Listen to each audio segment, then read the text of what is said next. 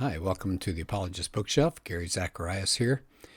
I've got a book by Doug Powell I wanted to share with you. He's got a MA in Christian Apologetics from Biola. What makes Doug so interesting is he's got, of course, a love of apologetics, but he's got professional skills in graphic design and music. And so he does some amazing videos and all. In fact, Rolling Stone magazine said Powell makes music that's larger than life. And you can visit him at dougpowell.com. His book that I want to share with you is Holman Quick Source Guide to Christian Apologetics. And I know it's a mouthful, but Holman Quick Source makes several different kinds of books. This one is a guide to Christian apologetics, and it's subtitled A Clear and Complete Overview. And it covers all sorts of great chapters. I mean, this is a real thorough book. Things like, does God exist? Which God exists? I think that's a great question. Once you get a God, now what? Where did the New Testament come from? Is the New Testament reliable? What about the Old Testament? Do miracles happen? What about prophecy, the resurrection? Did Jesus claim to be the only way to heaven? Is he really God? How can God allow evil? So it's got some terrific points to be made. I would say the only thing about this book, it's beautiful. It's rich to look at. It's got some wonderful illustrations and pictures and wonderful things to look at. The catch is it's an odd size. It's maybe 5 inches by about 9 or 9.5, which sounds fine. But you try to open the book up, and it's really hard to keep it open. It wants to shut fast.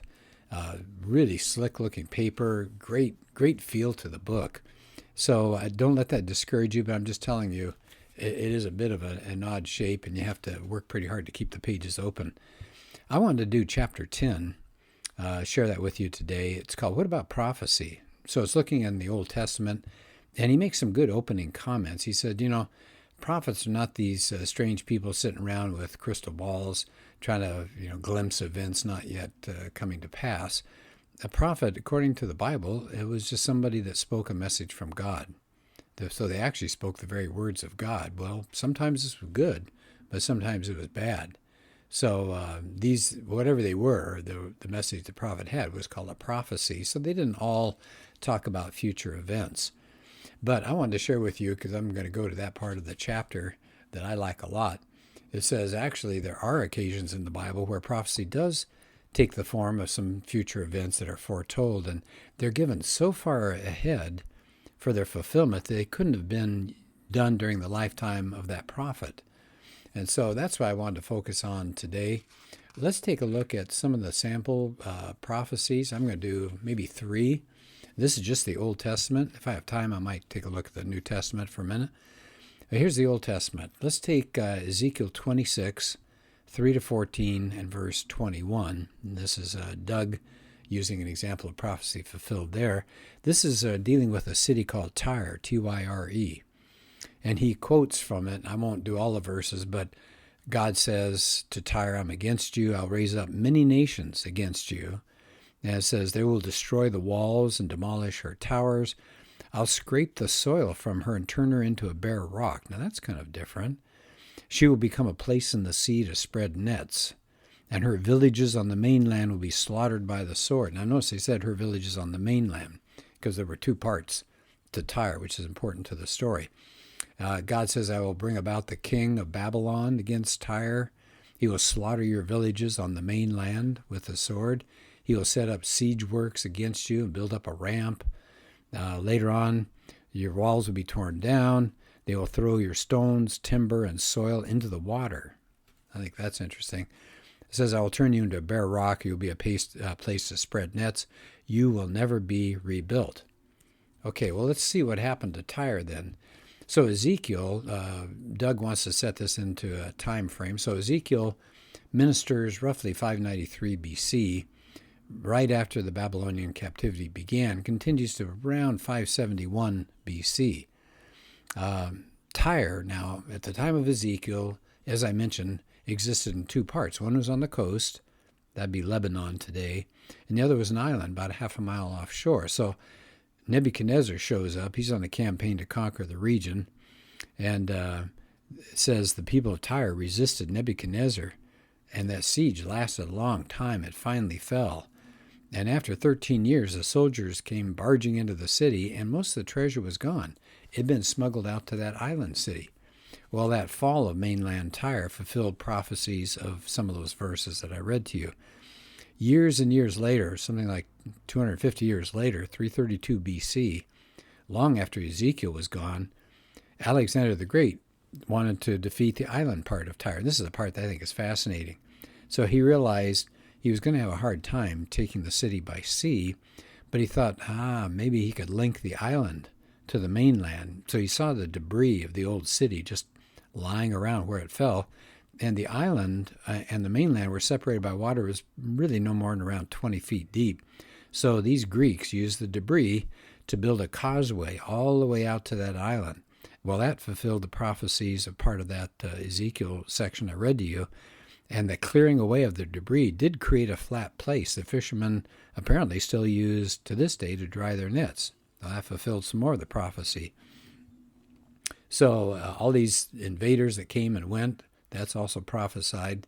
And there is a tiny fishing village on the spot of ancient Tyre, but that great city has never been rebuilt, which is exactly what was fulfilled in the prophecy in verse 14. So interesting prophecy there.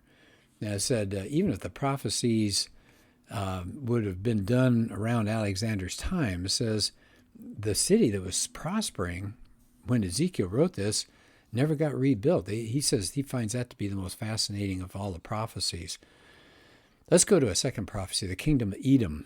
Now, if you saw one of the Indiana Jones movies, you remember they went riding through this desert area and came across a town that looked constructed right into the walls of sandstone.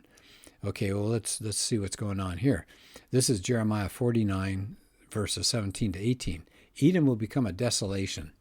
Everyone who passes by her will be horrified and scoff because of all her wounds. As when Sodom and Gomorrah were overthrown along with their neighbors, says the Lord, no one will live there. Okay, so what's going on here? Well, Edom was a kingdom that was south of the Dead Sea, and its capital was called Petra.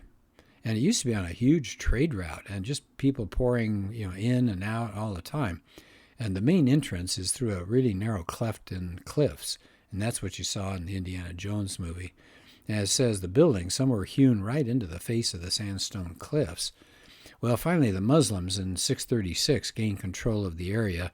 Edom was already starting to decline because the Romans had been there and changed routes, and there was a huge earthquake. And by the time the Crusaders came, in their time period, around 1200s, they found Petra was pretty desolate. And in fact, it kind of got lost, and people didn't really know much about it. And it says the area is desolate and uninhabited to this day, which, of course, fulfills part of that prophecy. And Jeremiah was not the only one that prophesied. Isaiah made similar prophecies. So that's a second fascinating one. Here's the third one. It has to do with Alexander the Great. And this comes from Daniel 11, verses 2 to 4. So Doug Powell talks about this one. It says, 3 more kings will arise in Persia, and the fourth will be richer than the others. He's going to stir up everyone against the kingdom of Greece. Then a warrior king will arise. He'll rule a vast realm. And then in verse 4, but as soon as he's established, his kingdom will be broken up and divided, but not to his descendants.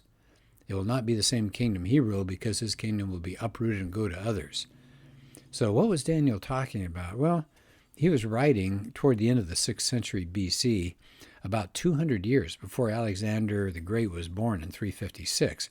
So Alexander comes to the throne about the age of 20, and he's now going to swear vengeance against Persia because they tried to invade a century earlier into the Greek world. So he vanquishes Persia, conquers most of the Mediterranean world. If you've ever seen a map of what he conquered, it's amazing. He got clear over into India. So it was a vast empire, which of course fulfills part of the prophecy there. And then he dies suddenly. So now what? Well, he's got no heirs, so the empire is divided among his generals. And it's exactly fulfilling part of Daniel's prophecy as well.